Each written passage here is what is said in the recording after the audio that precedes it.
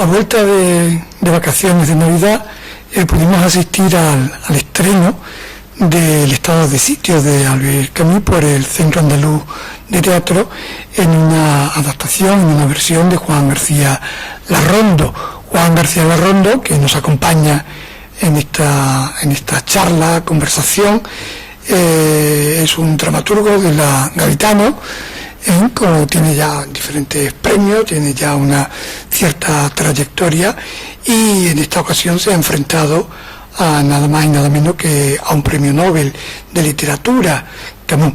Y estamos aquí con él para que nos explique un poco las tripas, las entrañas de su estado de sitio, en relación también con el espectáculo que vimos. Y bueno, en primer lugar, bienvenido a la Universidad de Cádiz, que ya sé que es tu casa, pero por si hay alguna duda, ratificarlo, y darte también las gracias por tu amabilidad en aceptar la invitación. Bien hallado, muchas gracias. Yo lo primero que te quiero preguntar, bueno, Juan creo que no necesita presentación, pero bueno, es un dramaturgo no solamente prometedor, sino con una obra y con una serie de premios bastante importantes, ¿no? Bueno, ¿cómo te enfrentaste al texto original? Bueno, yo creo que cuando adquirí este compromiso, realmente para mí era como un premio, me honraba como dramaturgo, como compañero de profesión de Albert Camus, y al mismo tiempo me daba un terrible vértigo, porque era enfrentarse a un texto de un premio Nobel, un texto de una calidad literaria maravillosa, y lo cual suponía una gran responsabilidad. Hay algo de osadía cuando un autor versiona a otro, ¿no? Complejo, o sea, fue un poco un sentimiento encontrado en ese sentido, de que a mí no me gusta adaptar, porque creo que la obra, cuando se termina o se concluye la obra literaria, me refiero, y el teatro es un género literario como cualquier otro, ya se da por finalizado.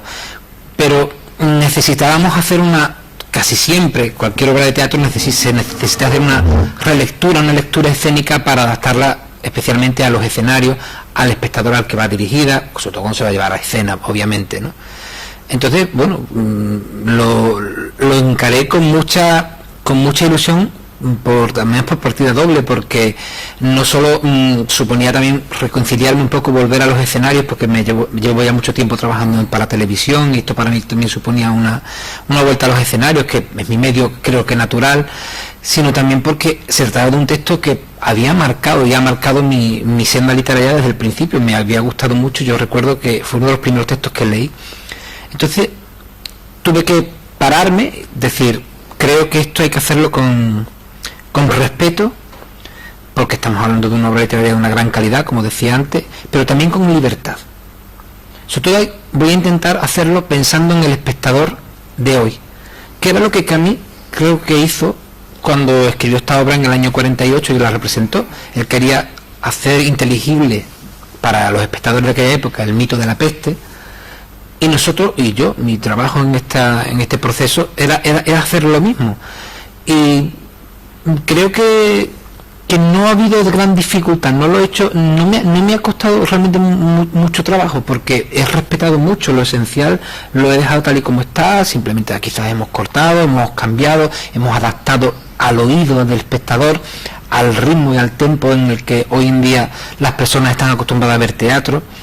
Y de eso y ahí ese ha sido mi proceso, o sea, mi aportación, el proceso dramatúrgico, que luego ha tenido otra relectura escénica antes de ser llevado a los teatros, ¿no?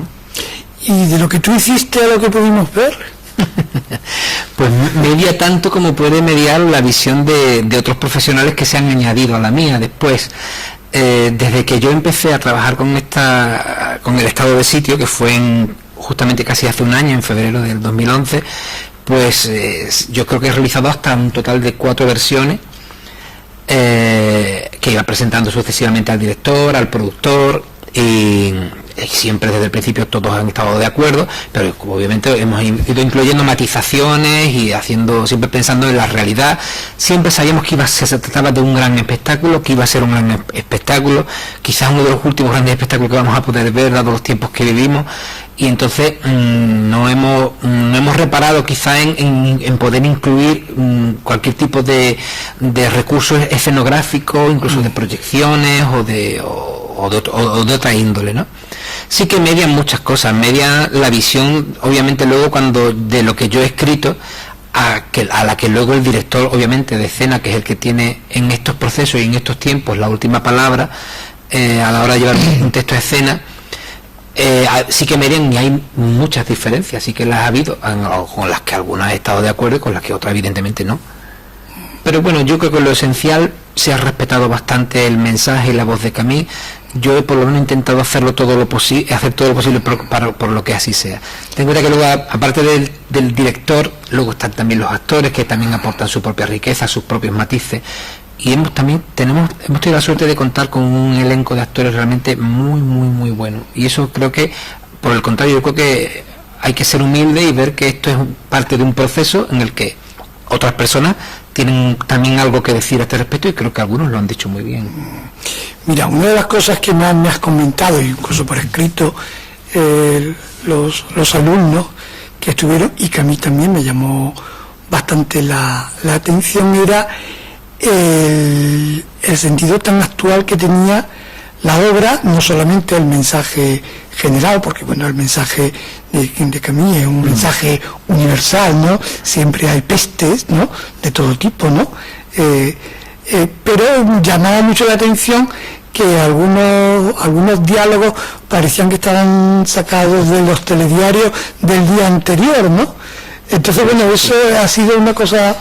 Yo creo que ha sido una cosa realmente que al mismo tiempo premeditada, pero realmente fortuita, pero fortuita en el sentido mejor de la palabra, porque nosotros lo que nos hemos limitado realmente es a repetir los diálogos de Camille. Quizá hemos actualizado alguna terminología para hacerlo más comprensible o más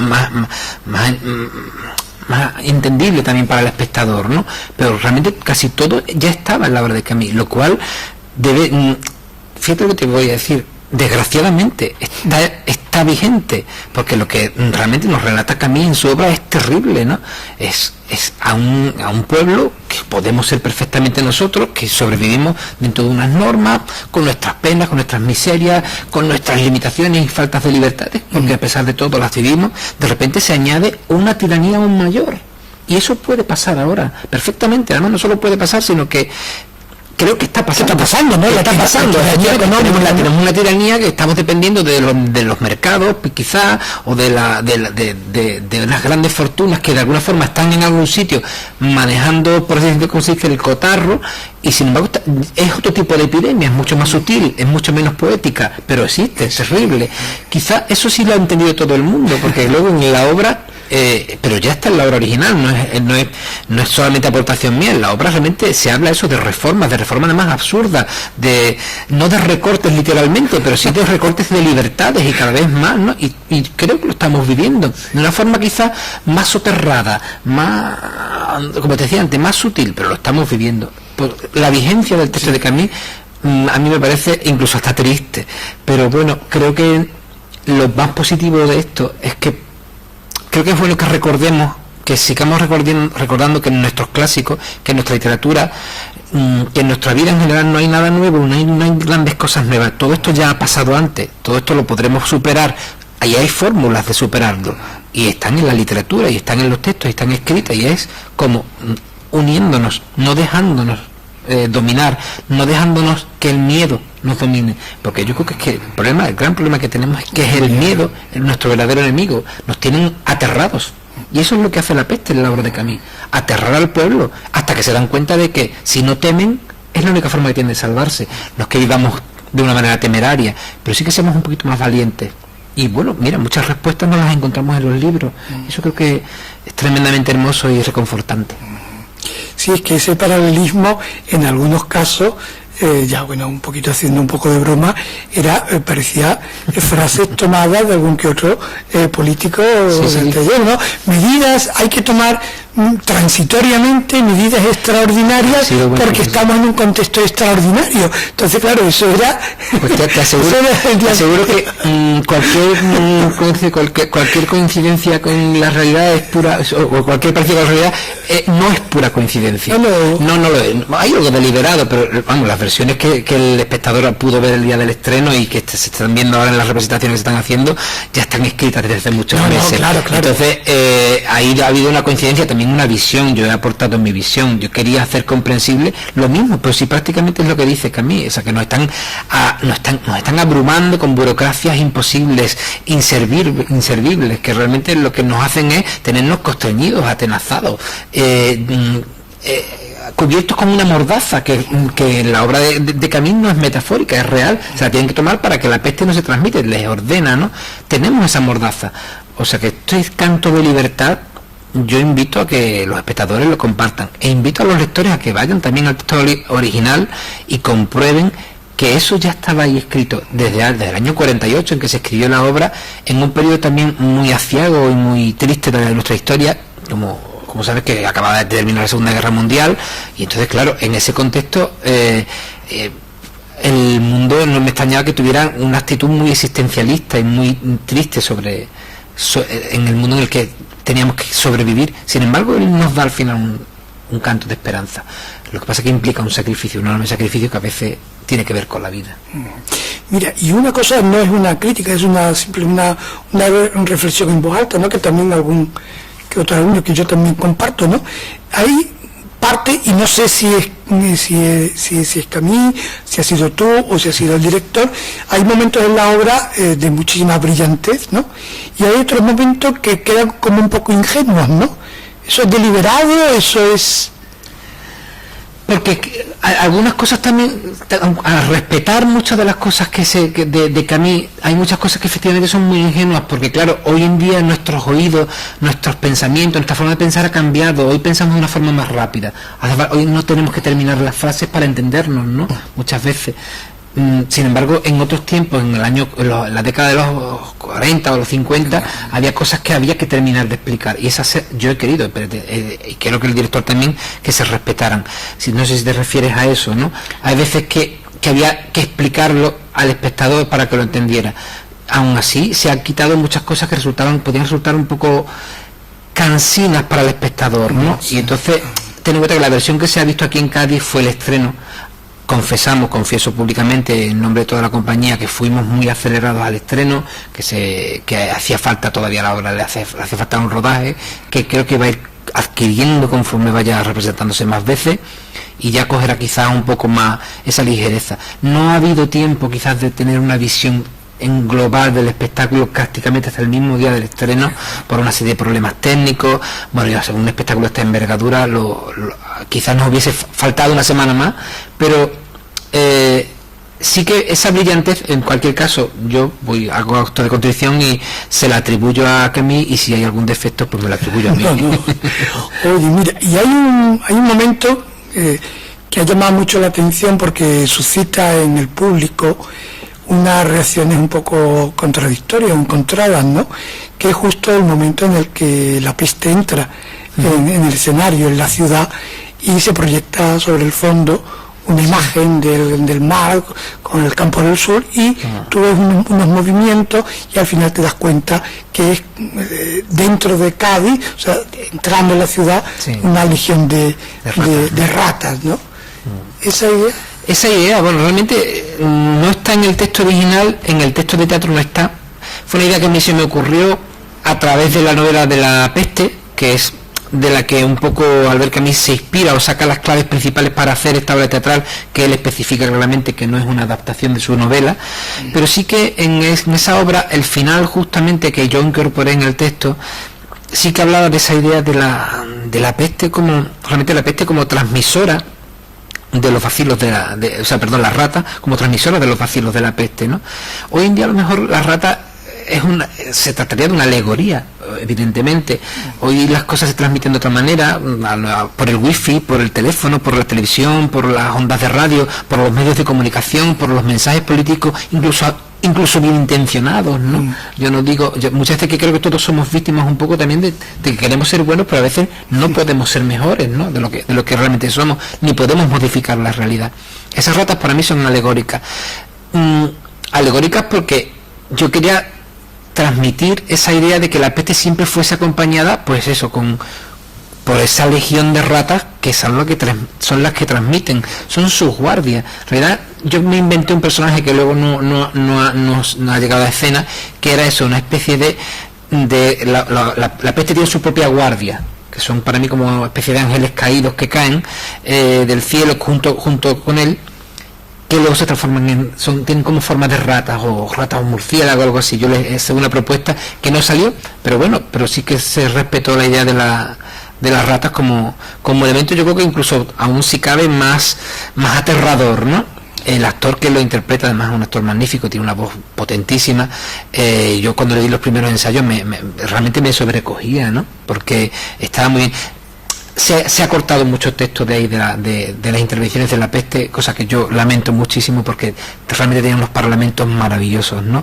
Y entonces, por decisión de la propuesta escénica, pues eso se ha cortado para quizás alargar más los coros, las canciones, y eso yo lo lamento profundamente porque para mí de verdad las intervenciones del personaje de la peste son cruciales, son bellísimas, tienen un lirismo que realmente yo apenas prácticamente ni lo toqué, porque es que estaba tan bien dicho que no había forma de decirlo mejor, no necesitaba decirlo mejor.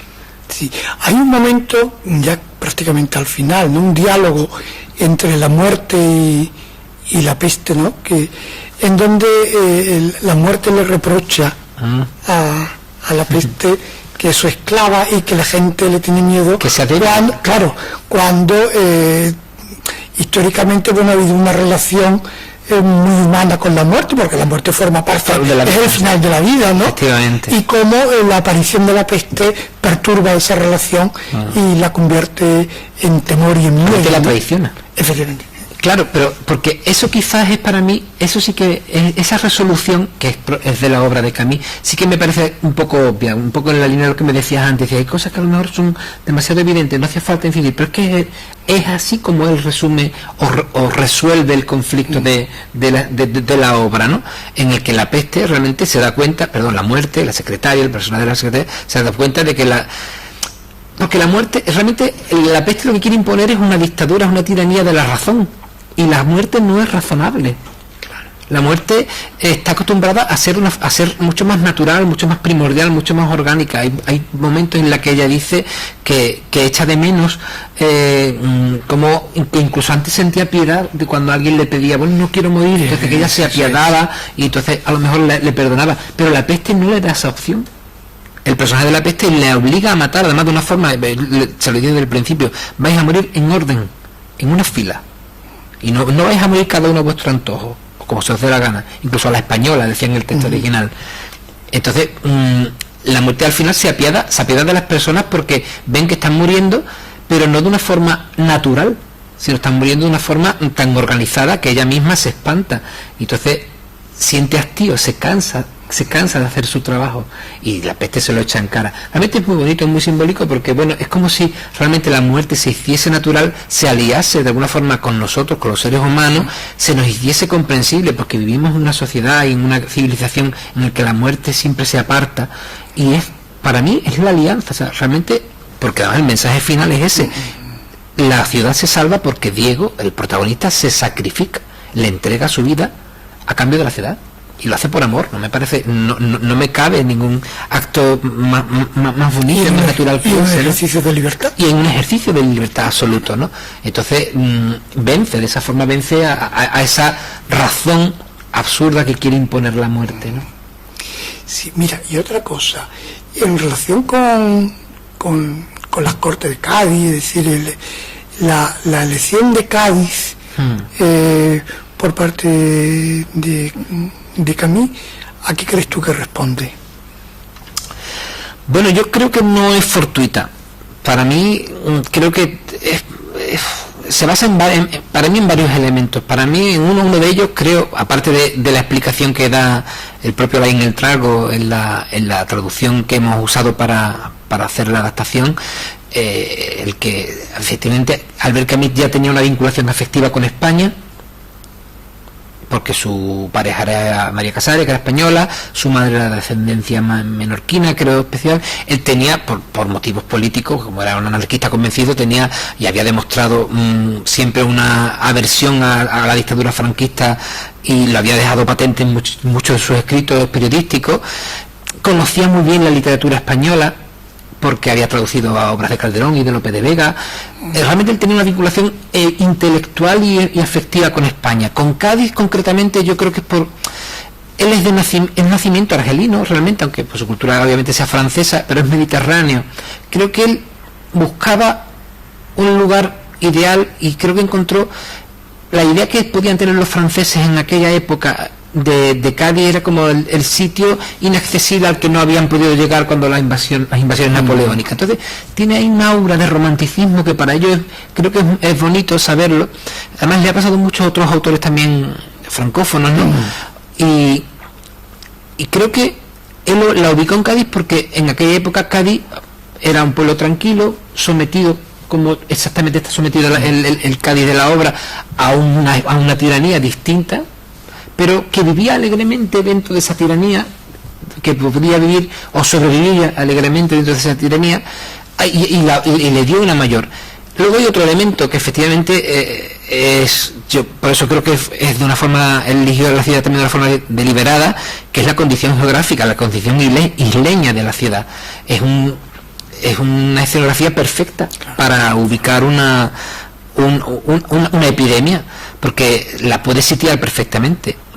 La idea del sitio, además, no puede ser más concreta, ¿no? Incluso la obra te habla de, primero, distingue en clases, ¿no? Porque los ricos, los gobernantes, se quedan al margen, huyen, y realmente la peste es donde se extiende en extramuros, en las clases pobres, en las clases más humildes, pero luego se extiende por toda la ciudad, ¿no? Van resistiendo, las puertas se van cerrando. Hay un Cádiz metafórico ahí que para mí, creo que esa es la visión desde luego que yo he hecho y en la que yo me he basado para levantar esta versión. Es que Cádiz es una metáfora del mundo, es una metáfora de cualquier ciudad, y él lo sabía. Yo creo que él era perfectamente consciente. No sé si podía haber otra vinculación o se me escapa algún otro matiz, pero creo que esa mezcla de idea romántica de Cádiz e idea geográfica de Cádiz es condicionante, y yo creo que hicieron que él la ubicara aquí, precisamente en esta ciudad, con la que probablemente él tenga en común muchas más cosas de lo que realmente hemos podido averiguar o sepamos. Para empezar, nos bañaban el mismo mar, y eso a lo mejor la gente que vivimos siempre asidos al continente, o asidos de alguna forma como Cádiz, más especialmente por un fino hilo, sabemos también lo que valorar mucho la libertad. Y a lo mejor eso también ha tenido mucho que ver en esa idea del bicentenario. Por eso ha sido muy apropiada poner esa obra, para conmemorar este bicentenario, porque hace 200 años los gaditanos nos aferramos y nos hicimos farallones de defensores de una libertad que luego perdimos inmediatamente después, pero de alguna forma eso... Porque triunfó la peste. Porque triunfó la peste, claro. Pero de alguna forma eso queda en nuestro imaginario, en nuestra memoria, y es lo que nos inspira realmente a seguir luchando como especie, y además a desear medrar, a desear triunfar, a desear sobrevivir, ¿no? Sí, mira, y una cosa, es una curiosidad, ¿no? Siendo una obra tan significativa, ¿no? Estaría dentro del canon de la literatura clásica europea, ¿no? El Estado de Sitio, Premio Nobel. Y siendo los gaditanos tan chauvinistas como somos para todo el que habla de nosotros, ¿cómo es posible que esa relación con la ciudad, con el marco y la obra, siendo una obra tan significativa, ¿no? ¿Cómo ha pasado hasta este momento esa relación bastante desapercibida, ¿no? A mí es una cosa que como investigador y como gaditano me llama mucho la atención negativamente, ¿no? Claro, negativamente, pero quizá porque también tengamos que nosotros poner un poco de nuestra parte en huir de los tópicos, ¿no? Claro, efectivamente somos un pueblo chauvinista, pero también somos un pueblo que también hemos sabido sobrevivir. Yo creo que esa es la esencia la quinta esencia, si cabe, del gaditano, que hemos sabido, o no nos ha quedado más remedio. A lo mejor no es que seamos especialistas, no hay que vanagloriarse de nada, no somos más especiales que nadie, pero sí tenemos nuestra propia gracia, nuestras propias cosas que nos hacen peculiares, ¿no? El pueblo de Cádiz es muy peculiar, es muy rico en muchos sentidos y es muy divertido, y sobre todo tiene una capacidad, y eso quizás sea uno de los motivos por los que también eligió Camil la obra, de doblegarse y de ser sumiso hasta límites también insospechados, pero con un fin, que es el de sobrevivir. Eso nos ha hecho trimilenarios, porque hemos sufrido todo tipo de invasiones, todo tipo de pestes, todo tipo de sitios, y aún estamos aquí. Nos hemos superpuesto, estamos sobreviviendo sobre las tumbas de nuestros antepasados, sobre nuestra propia historia, pero aún estamos aquí. Otros sitios han sucumbido, quizás con mucho orgullo, quizás con mucho más orgullo que el gaditano. Yo creo que nosotros, de lo que quizás podemos sentirnos no orgullosos, sino aprendemos un poco a saber sobrevivir, pero porque no nos queda más remedio. Estamos rodeados de mar, y por el mar nos entra la vida, la muerte, lo bueno, lo malo. Todo eso nos hace de alguna forma acostumbrarnos a su belleza, pero también a su fealdad, a su terrible fealdad, porque tú lo sabes, un día brilla el sol y es maravilloso Cádiz, pero algún día también un temporal se lo lleva a nuestros tejados y nuestras ventanas. Creo que nos hemos acostumbrado a tener un poco eso de tolerancia, de resignación, y eso él lo indica. O sea, él es un pueblo que sobrevive resignadamente alegre dentro de lo que cabe, ¿no? Porque no hemos tenido que luchar contra muchas adversidades. Somos un barquito, a veces a la deriva y otras veces pues demasiado anclado. O sea, que tenemos muchos defectos y muchas virtudes como cualquier otra ciudad. Y desde luego nosotros no hemos querido hacer ni reivindicar también una idea gadita, ¿no? de la obra. Al revés, lo que hemos querido hacer o gaditanizar el universo o universalizar Cádiz, para que la gente pudiera identificarse en esta ciudad como un habitante más, como un ciudadano más. Esto que ha pasado en Cádiz, o que él ubica en Cádiz, podría haber ocurrido en otro sitio. Probablemente habría sido diferente, pero el fin habría sido diferente. Y bueno, ¿cómo publicitarías tú la obra? Es decir, ¿quién no la ha visto? ¿Qué va a ver el espectador? Yo creo que más o menos ya las ideas principales las hemos esbozado entre los dos. Yo creo que